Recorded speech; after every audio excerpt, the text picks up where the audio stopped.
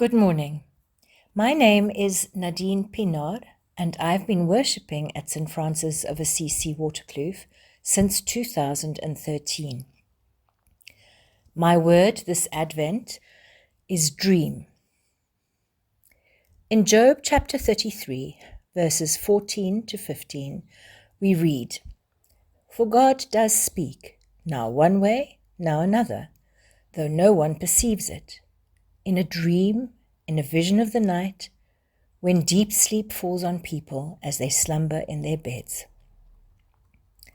Dreams are integral to many biblical stories, and they are very much in evidence through the narrative of the Old Testament, where revelation or messages through dreams is a common form of divine communication. In the New Testament, 6 dreams are mentioned in the Gospel of St. Matthew.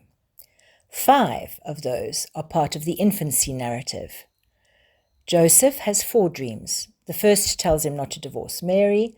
The next 3 dreams are directives. Firstly, to take his family to Egypt for safety, then to return from Egypt, and finally to move to Nazareth. The 5th dream, within this infancy narrative, is a warning to the wise men not to return to Herod, but to rather journey home via a different route. This morning, I would also like to take you down a different route. The dreams of Joseph and the wise men fit the previous description of dreams as a channel of communication, which provide a vision, a warning, or an instruction. In other words, to some extent, the dreamers are passive recipients. But there is another person in the narrative of St. Matthew, one who surely also has a dream, bittersweet and filled with yearning. There is a teenage mother, exhausted, drained, and frightened. I wonder in that moment if she thought back on what she had previously dreamt for her own life. I doubt that an out-of-wedlock pregnancy was high on her list. I can also picture her bewildered, yet overcome with the most intense, fierce, and all-encompassing love for the infant child she has just brought into the world and now holds in her arms. What was she dreaming for this baby as she marveled at the perfect little creature looking up at her? Surely not death on a cross. But that is the thing about dreams. They can be immensely powerful, but they can also be terribly fragile. They can sustain you or they can break you. And that duality is perfectly encapsulated by the Virgin and Child.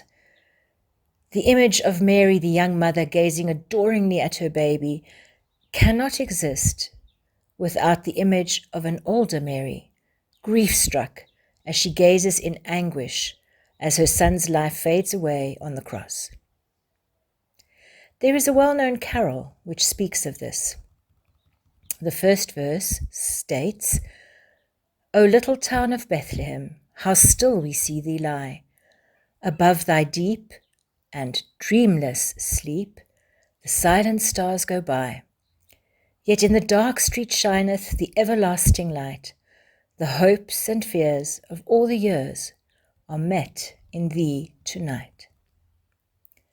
Now, why would those streets be dreamless? Well, the streets of Bethlehem are dreamless because there is no need at that moment for dreams. Why is there no need for dreams? Well, there's no need to dream because the dark streets are lit up by the everlasting light. Because God is there, fully present, lying in the arms of Mary. For an all too brief moment, we are safe. We are all home. We are understood.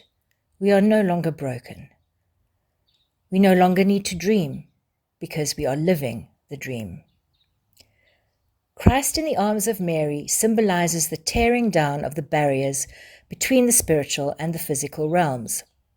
Dreams are no longer needed to breach this gap because in this moment, human hands are literally holding the immortal God.